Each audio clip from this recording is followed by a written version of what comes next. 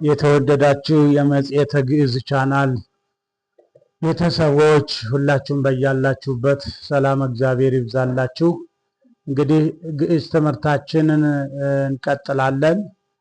የግዕዝ መጽሐፍ አንብቦ መተርጎምና መረዳት እንዲሁም ደግሞ ቅኔ መቀኘት የቅኔ ሙያን በደንብ በሚገባ አተካከሉና ሙያውን መስጠት እስከዛሬ ስንመለከት ቆይተናል። አሁን ለተወሰነ ጊዜ እንግዲህ ጾሙን ያው ስላልተመቻቸ አቋርጠን ነበር። አሁን እንቀጥላለን ማለት ነው።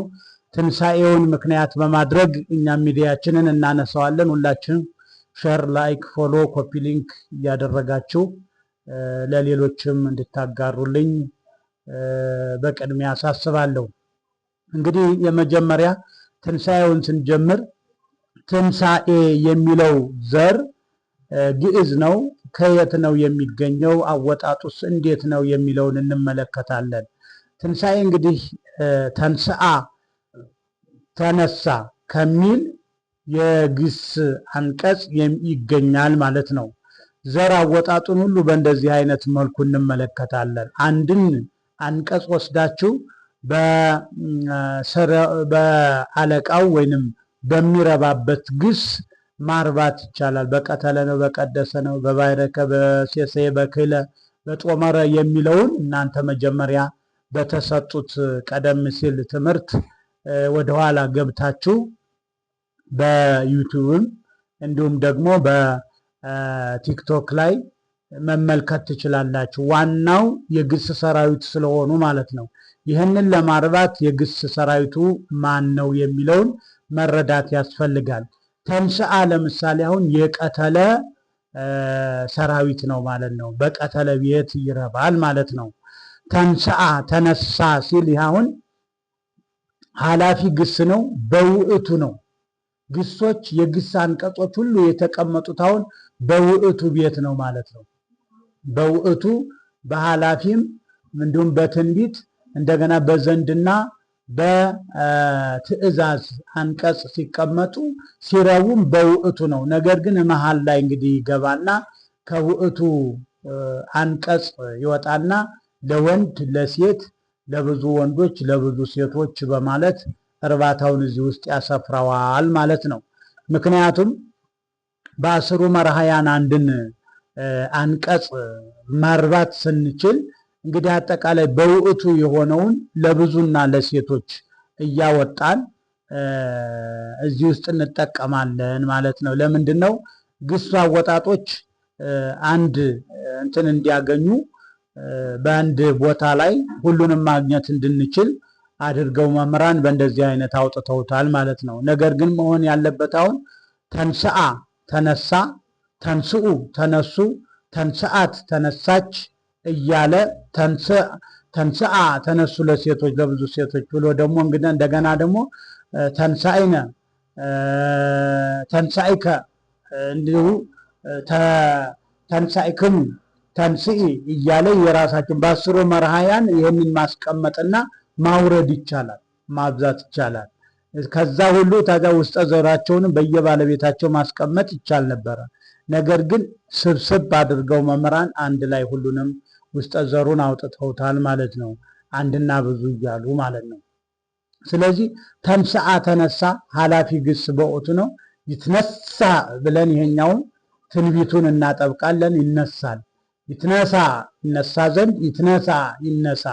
ሁለቱ ዘንድና እንዲሁ ደግሞ ትእዛዝ ግስ የምንላቸው እነዚህ ተመሳሳይ ንባብ ናቸው። ይትነሳ ይነሳም ስንል ይትነሳ ይነሳ ዘንድ ብለን ንባቡ አንድ አይነት ነው። ከዚህም ጋር አንድ አይነት ነው። የምንለየው ግን በማጥባቅና በማላለት ሁለቱን እናላላለን። ይትነሳ ያለውን ኃላፊ ትንቢት ግሱን ደግሞ እናጠብቀዋለን ማለት ነው። ተንሥኦ ተንሥኦት መነሳት ማለት ይሄ ንዑስ አንቀጽ ይባላል። ንሱ ውስጠ ዘር ይባላል ለአንድ ወንድ። ንሱአን ሲባል ደግሞ በብዙ ለብዙ ወንዶች። ንስኢት ለአንዲት ሴት ሲሆን ንሱአት ደግሞ ንሱአት ደግሞ በብዙ ለብዙ ሴቶች ማለት ነው።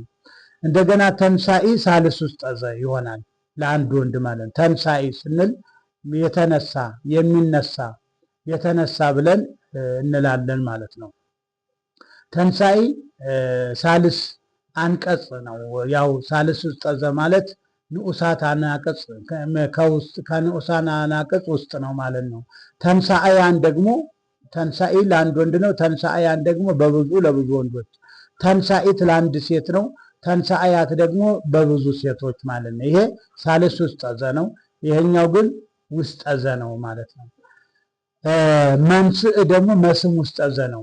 መንስአን በብዙ ወንዶች፣ መንስኢት ለአንድ ሴት ሲሆን መንስአት ደግሞ በብዙ ሴቶች ይሆናል ማለት ነው። መንስኢ ደግሞ ሳልስ መስም ውስጠ ዘ ይባላል። ከዚህ ጋር ተመሳሳይ ነው፣ ግን ነገር መን ስለጨመረ ምን ሆነ? መስም ውስጠ ዘ።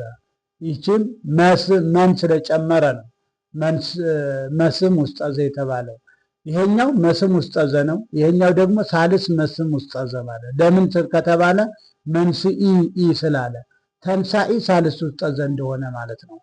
ስለዚህ መንስአያን ደግሞ በብዙ ወንዶች ማለት ነው፣ ለብዙ ወንዶች። መንስኢት ደግሞ ለአንድ ሴት ይሆናል ማለት ነው። መንስአያት ደግሞ በብዙ ለብዙ ሴቶች ነው።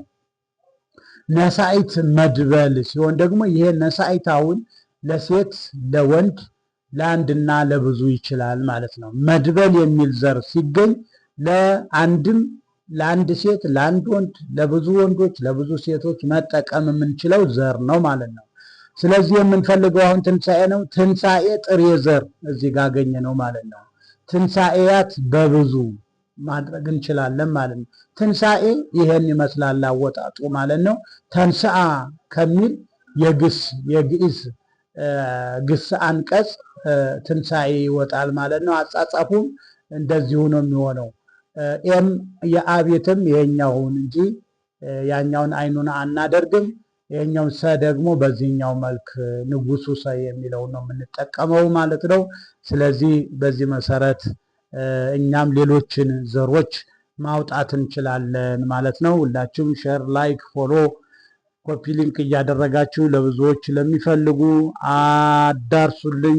ወደ ቅኔውም እንሄዳለን። ስለዚህ ብዙ የሚከተለው የሚመለከተው ካለ እኔም እበረታታለሁና ስለዚህ ሁላችሁም ፎሎ እያደረጋችሁ ቤተሰብ እንድትሆኑ አሳስባለሁ።